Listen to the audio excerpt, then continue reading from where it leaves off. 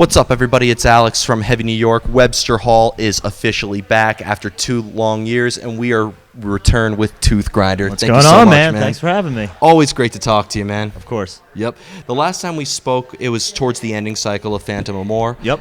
St. Vitus. Yep. Right? Yeah. St. Vitus. Can't believe that was over a year ago. I know.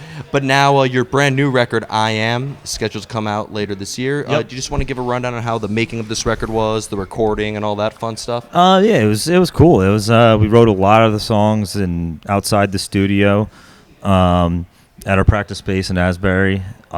We kind of do what we usually do, come up with a riff, put some drums to it, get the foundation of a song, and then really hone everything out inside the studio. It was a real cool experience because since the recording of the last record, I got sober, like 100%. So I think it's actually been 18. It'll be 18 months soon. Congratulations. Yeah, thanks. And it gave me a lot of ammo to write lyrics with and stuff, and it was cool. It was really cool. But I'd say it was a very similar process to Nocturnal and Phantom. I know Phantom, we wrote a lot of the record in the studio, and we did that a little bit too on this record. But laying down the foundation and then honing it. We worked with Matt Squire for the first time. Every single thing we've ever put out has been with Taylor Larson, and this time we decided to go with someone different just for fun. We've done so much stuff with Taylor that we were like, let's do something different. And it was cool because from what I've heard from talking to Taylor, Matt was one of the guys who inspired Taylor to be who he was. They're both from the same area. They're both from the D.C. area. So we didn't plan it that way. It just happened. And it's kind of cool. Yeah. So you kind of, in a way, just answered this, but you don't consider this conceptually to be a direct follow-up to Phantom Amour, right? No. You think this record is like its own entity? For sure. I think it's a lot more positive of a record. I think it's kind of funny. We're playing this cruise in November. Mega Cruise. Yeah, the Mega Cruise. So we're busting out a lot of Nocturnal songs and the EP songs and stuff, like some heavy jams. There's gonna be a lot of heavy bands on it, so we want to cater it a little bit towards the crowd. So we're playing a lot of heavy songs, and we haven't played some of the songs in a while, like Hour Angle and House of the Fear Bill, Lace and Anchor, that kind of stuff. And I'm singing the songs in practice, and I was like, man, I was such a negative person back then. I'm actually paying attention to the lyrics I'm singing, and I was like, damn, I was pissed. I was fucking pissed. But I don't know. I feel like this record, it's a lot more positivity to it. Of course, there's always going to be some angst and anger, but we're a fucking metal band, exactly. But I think the overall message is fairly positive. Interesting. You mentioned that this was a record that you got sober on, and when you look at an album such as Five Finger Death Punch's latest record, how Ivan, got sober and wrote that, or the Subliminal Verses by Slipknot when Corey got sober on that album. If you don't mind me asking, but did this? Obviously, you mentioned it kind of affected the lyrics. Did it also affect the music at all as well? I think so. It's hard. You know what? It's hard to tell.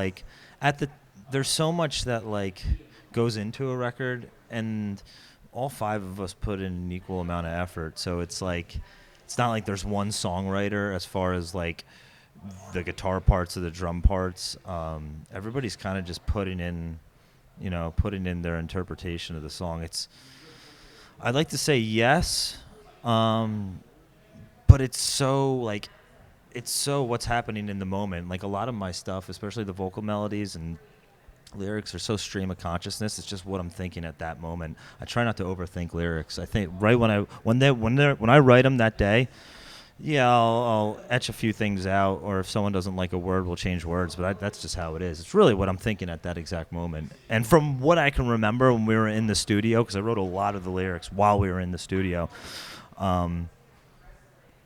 it was a little rough. I remember everybody was kind of having a good time, drinking some beers and stuff, and I quit cigarettes and started chain smoking again because I couldn't drink with the dudes, and I would just hang out, drink lots of coffee, smoke cigarettes, and hang out. Drink cigarettes, yeah. Smoke cigarettes and just hang out at the Starbucks and just kind of fucking go at it. I remember actually one time when I was at the coffee shop, I was jonesing off of so much caffeine because I was just drinking caffeine all day. And I almost went to the Shell station that was next door, and I almost got something, and I was like, this fucking close. But that's when I bought a pack of cigarettes, and I was like, all right, I'm good. So it was kind of stressful, actually. It was kind of stressful. But we usually record a record in like 6 weeks. But since Matt's a little more of an established producer, we didn't have the budget for like that long of a recording session. So we recorded the whole record in like 3.5 weeks, maybe 3 3/4 weeks. So like it was like short. Like it was like get it done. Yeah. You know what I mean? Well, I feel like maybe. Sorry, I'm like rambling. No, I like it when you do it. But like, what's funny is because I always thought that pressure. Some people be like, oh, you got a record done fast. You didn't put your time into it. But like, I feel like pressure and like like a time restraint maybe kind of could be a fuel in a way. Absolutely. I mean, it's so weird. Like now that I have some time under my belt as a songwriter and as a musician and as a singer, like there's so many things that like you learn that you can't learn intellectually or educationally. It's just something, it's almost like wisdom. Like it's like intellect versus wisdom. It's like this wisdom you gain over time.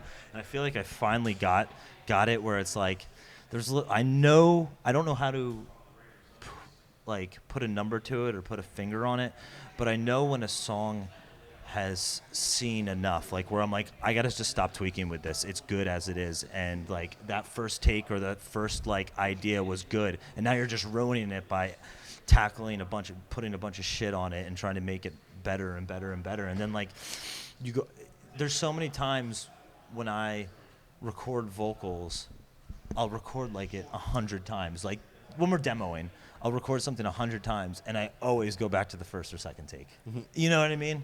It's weird. It's really weird. I think there's a lot to be said of the initial thought and the initial thing you do is usually going to be the best. There you go. Stick with your first answer. Yeah, exactly. And I think for me at least, I can't speak for everyone, but for me that seems to work out too. Comes the hardest question I ask every artist. How do you know when a song is done?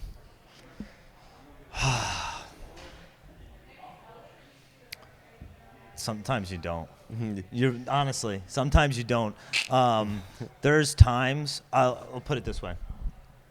I can't really say anything for I Am now because we haven't played it enough yet. Are you playing anything new? Yeah, we're playing like half the set new songs. Okay. So it'll be cool. But I can, now that the Phantom of More cycle's over, I can reflect on that. And there are so many things I wish I did on that record. That always happens, right? By playing the songs live all the time and adding different inflections and different things that I do live that I don't do on the record, and just becoming so familiar and comfortable. Because a lot of the times when I'm recording the song, it's the first few times I'm actually singing it full. Like, there's very few songs we've done, at least on the last 2 records, that we were like jamming it as a band fully completed before we went in the studio. It was always getting tweaked somehow, or like, or the vocal melody changed, or whatever, what have you. So you start getting this like comfortability of playing the song live, and you start developing like an attitude. And I don't know. I just there's things I wish I did different, but at the same time, it is what it is, and that's the record. But I feel like every musician gets that, or every artist in general. Yeah. There's something like, man, I wish I did that. When I was in art school, I heard a teacher tell me, you are not a real artist unless you hate your own work or like regret some of your earlier work. For sure. And I regret. It's so with every new record, I regret the last record. It's that's a sign that you're evolving. Yeah. Yeah. So as I said before, we're gonna do a couple of fun questions if you're down with it. Absolutely. So I got about 2 or 3, if that's cool. Okay. All right. What is the most painful area you've ever gotten tattooed? Probably the armpit, like inside right by the armpit. Yeah. I mean, I don't have a ton of tattoos. I only have this sleeve with this chest piece, and out of this. People always complain about the elbow. Sorry. People always complain about the elbow, but the elbow didn't really hurt. I think the armpit. All right. Yeah. Fair enough. That sounds like a really It was just, a lot of nerve endings. Yeah. All right. I've noticed every single band has one member who's a complete hermit, who never goes out. They play on stage and you never see them again. It's me. That's you? Yep.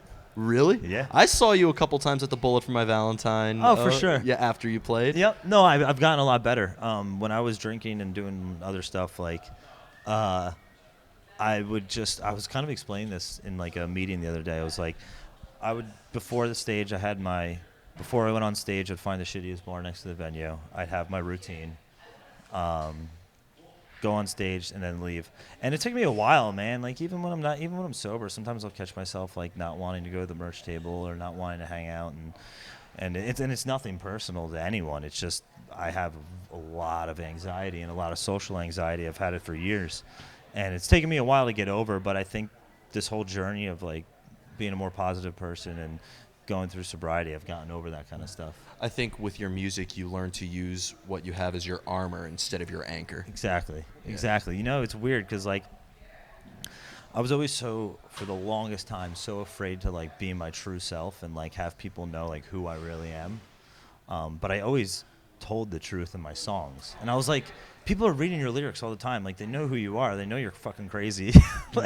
like, just be yourself. And, like, and once you start being yourself, I'm, like, telling this to myself. Once I start being myself, like, I don't know. It's not as scary anymore. Like, sometimes there's things about you that you hate so much, and you don't want people to see. Whether it's, like, your anger or your attitude or whatever. It's like, you know what's wrong with you. You just don't want anybody else to know. Absolutely. And I think to a degree everybody has something like that. I'm just learning to deal with it and trying to get it out to the public that it, you know, especially because this is the metal scene, man. You're dealing with so many kids that we say things to ourselves we wouldn't say to our worst enemies. Oh, dude, yeah. And there's a lot of kids who follow this genre of music who don't have the best life situations, you know, man. We listen to this music, we get into this music because we're pissed off at the fucking world. And I just want to try to bring a positive message with this. And I have, like, with the release of the song I Am, I gave an email. It's Justin Payne Recovery, Payne as Payne, Gmail, and it's just a little thing that anybody who fans or people into music and stuff want to, like, get in touch with me and talk about stuff. Totally down, because at the end of the day, that's what's going to help me is conversing with other people and getting to know, you know, the kids in the crowd as best as I can and help them. I mean, I'm not a miracle worker. People have to help themselves. That's one thing I've learned. One thing I've learned throughout this whole entire thing, if you don't want to help yourself, I can't do anything or no one else can do anything. It's really all up to that individual. Help from others is a great blessing, but if you can't help yourself first, you know, you could lead a horse to water, but it's up to the horse to drink from it. Exactly. It's really, and I've noticed it more than anything in recovery. And that's, like, one thing I want to stress. It's like, it's not my job to help someone. It's my job to be there when someone asks me for help. That's how I put it. That's a great way. Because people who go out and seek and then become very overbearing on people, you're just scaring people who are in the midst of their addiction. You're just scaring them away. You just got to be that person who's there. In the program, we call it, we want to attract, not promote. You want to be there living a lifestyle that someone finds, you know, or you want to be the person someone wants to be, and just lend a hand if they ask, and that's really all you can do. There you go. Yeah, that's a great way of putting it. And what's that email again? Just so Justin Payne, Payne, recovery@gmail.com. Awesome. I'll put a link in the description. Awesome. So before we go, I'd like to thank you so much for your time today. Yeah, man. Always great catching up with you, man. Absolutely, man. It's a blast. Is there just anything else you want to promote? I Am is scheduled to come out on Spine Farm. Yeah, I Am's coming out on Spine Farm October 11th. We got a new song dropping this Friday coming up. What would that be, the 20th? And we got a couple other releases before the album drops, so just stay tuned. Awesome. Yep. Always great. Yeah, man. That was fun. Everybody, we are here with Toothgrinder. I Am out October 11th. Be sure to pick that up. This is Alex from Heavy New York. We'll see you next time. Take care, guys.